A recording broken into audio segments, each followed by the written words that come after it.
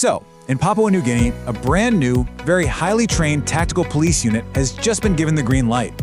They go by the name Kumul 23, and their whole mission? It's to take on the country's most dangerous threats, like head on.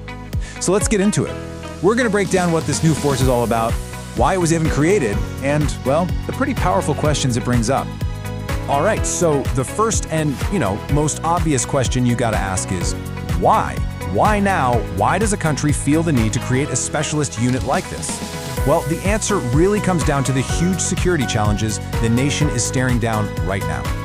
And we're not just talking about one single problem here. No, it's more like a perfect storm of security issues all hitting at once. You've got escalating violent crime, you've got threats of domestic terrorism, and then you have these heavily armed gangs that are just pouring fuel on already volatile tribal conflicts. I mean, in situations like that, your standard police force, they can find themselves completely outgunned and just totally overwhelmed. So, what's the government's response to all this? Well, they decided to create a whole new kind of tactical unit for these new kinds of threats. And that unit is Kumul 23. Okay, so what is Kumul 23 exactly? Officially, the term is a specialist police tactical group. But a better way to think about it is like a surgical tool for the police force. It's a precision instrument that's only brought out for the absolute highest stakes operations. We're talking counterterrorism, hostage rescues, or going up against really heavily armed criminal groups. And this distinction it's absolutely crucial. Your regular police officers, they're the essential first responders. They handle standard law enforcement day in and day out.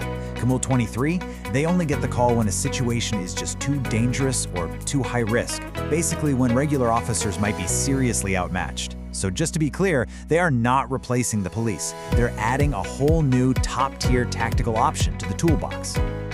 But look, building an elite unit like this from the ground up, that's a massive undertaking.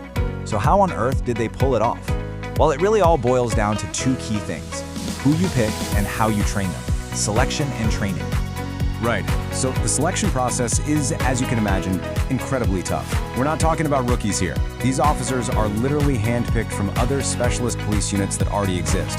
From there, they're put through this super intensive training that's designed to meet the exact same demanding counter-terror standards you'd see in elite units from, say, Australia and New Zealand. And to make sure that training is truly world-class, they didn't mess around. They brought in an Australian firm that's actually led by former personnel from the SAS, Australia's most elite special forces. I mean, that connection alone tells you everything you need to know about the level of expertise being poured into this new unit. So what can these operators actually do? Well, their training is laser focused on the skills they need for this kind of mission.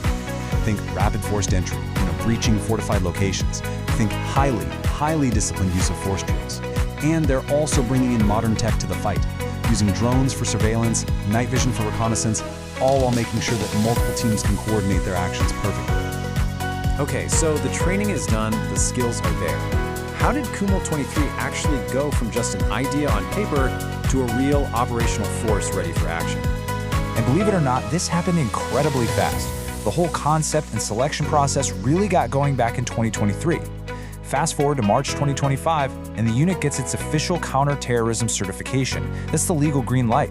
And then, just a few months after that, by June 2025, it was declared fully operational and ready to go. So, where does that leave us? As of right now, Kumul 23 is a fully trained, fully equipped unit. They've proven they have the skills, and they are essentially on standby, just waiting for the orders to deploy to the nation's hotspots. But of course, creating a force this powerful, well, it's always going to spark a big national conversation. It's kind of like forging a very sharp sword. Whenever you create a tool that powerful, it immediately brings up some really important questions about how it should be used, when it should be used, and under what circumstances. And really, that whole conversation has two main sides to it. On one side, you have the supporters who argue that this unit is absolutely essential for community safety. They see it as a desperately needed response to extreme violence. But on the other side, you've got critics and commentators who are urging caution. They're saying, hold on a second. Strong oversight, crystal clear rules of engagement, and solid human rights safeguards, those things are completely non-negotiable. In this quote right here, it really gets to the very heart of that concern. Because while supporters are talking about the need for decisive, powerful force, the critics are emphasizing that any discussion about lethal force has to be matched with a rock-solid framework for accountability. Why? To make absolutely sure that this kind of power is never, ever misused. So here we are. A highly trained, heavily armed specialist unit is officially ready to go. The debate really isn't about if they'll be deployed anymore. That seems like a given. The real question, the one that's going to define their entire legacy, is how.